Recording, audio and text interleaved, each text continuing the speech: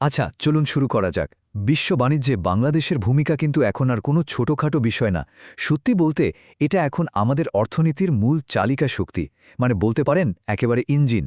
এই বাণিজ্যের কারণেই কিন্তু দেশের কারখানাগুলো সচল থাকছে আর লাখ লাখ মানুষের কর্মসংস্থান হচ্ছে। এই যে সংখ্যাটা দেখছেন, 48.28 বিলিয়ন মার্কিন ডলার, ভাবা যায় এটা কিন্তু মাত্র এক অর্থবছরে বাংলাদেশ থেকে পণ্য রপ্তানি করে আসা আয়। এই বিশাল অঙ্কটাই আসলে আমাদের বুঝিয়ে দেয় যে আমাদের গ্রোথ বা প্রবৃদ্ধির গতিটা ঠিক কতটা শক্তিশালী। তবে এই সাফল্যের পেছনে কিন্তু একটা বড় চ্যালেঞ্জও লুকিয়ে আছে। খেয়াল করে দেখুন, এই বিশাল অঙ্কের প্রায় ৮১% আসছে কিন্তু মাত্র একটা খাত থেকে। সেটা হলো আমাদের তৈরি পোশাক শিল্প। আর ঠিক এই কারণেই কিন্তু আজকাল এত কথা হচ্ছে যে আমাদের পণ্যে এবং বাজারে দুটোতেই বৈচিত্র্য আনাটা কতটা জরুরি। তো এই যে চ্যালেঞ্জটা, এটা আমরা কিভাবে মোকাবেলা করতে পারি? চলুন আজকের আলোচনায় আমরা ঠিক কি কি বিষয় নিয়ে কথা বলবো তার একটা রোডম্যাপ দেখে নেই। তো চলুন এবার একটু গভীরে যাওয়া যাক। বিদেশে যারা ব্যবসা বাড়াতে চান তাদের জন্য সরকারের পক্ষ থেকে প্রথম যোগাযোগের দরজা হতে পারে এই বাংলাদেশ ট্রেড মিশন। এখন প্রশ্ন হলো, এই ট্রেড মিশন জিনিসটা আসলে কি? একদম সহজ করে বললে, এগুলো হলো বিদেশে আমাদের দূতাবাসের কমার্শিয়াল উইং বা বাণিজ্যিক শাখা। আর এদের মূল কাজ একটাই, নতুন একটা দেশে ব্যবসা করতে গেলে যে ফার্স্ট কন্ট্যাক্ট রিস্ক বা প্রথম যোগাযোগের ঝুঁকি থাকে সেটাকে কমিয়ে আনা। আর এই বিষয়টা পরিষ্কারভাবে বোঝাটা খুব জরুরি।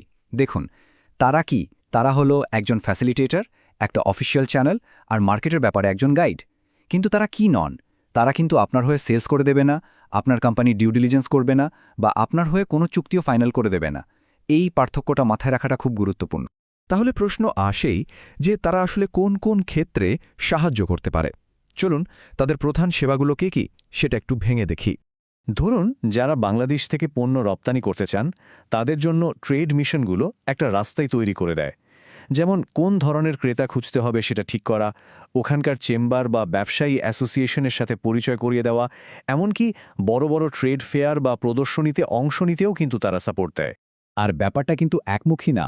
ধরুন, কোনো বিদেশি আমদানিকারক বাংলাদেশ থেকে পণ্য নিতে আগ্রহী, তাদের জন্য কিন্তু এই মিশনগুলো একটা ভরসার জায়গা। যাচাই করা হয়েছে এমন বাংলাদেশি সাপ্লায়ারদের সাথে যোগাযোগ করিয়ে দেওয়া, কিংবা আমাদের দেশের পুরো এক্সপোর্ট ইকোসিস্টেমটা বুঝতে সাহায্য করা, এই সব কাজেই তারা সাপোর্ট দেয়। আচ্ছা, এত কিছু তো জানলাম, কিন্তু সবচেয়ে দরকারি প্রশ্নটা হলো তাদের সাথে যোগাযোগ করলে উত্তরটা কিভাবে পাওয়া যাবে। কারণ অনেকেই হয়তো অভিযোগ করেন যে ইমেল করে সাড়া পান না। চলুন এর প্লেবুকটা দেখে নিই। এর জন্য একটা সহজ কিন্তু খুব কার্যকর 4 ধাপের ফর্মুলা আছে। প্রথমত, একটা ফর্মাল ইমেল লিখতে হবে। দ্বিতীয়ত, আপনার অনুরোধটা হতে হবে একেবারে সুনির্দিষ্ট। তৃতীয়ত, সাথে অবশ্যই কোম্পানির একটা প্রোফাইল জুড়ে দিতে হবে। আর সবশেষে একটা পরিষ্কার টাইমলাইন বা সময়সীমা উল্লেখ করতে হবে। এই যেমন উদাহরণটা দেখুন, তাহলেই ব্যাপারটা একদম জলের মতো পরিষ্কার হয়ে যাবে।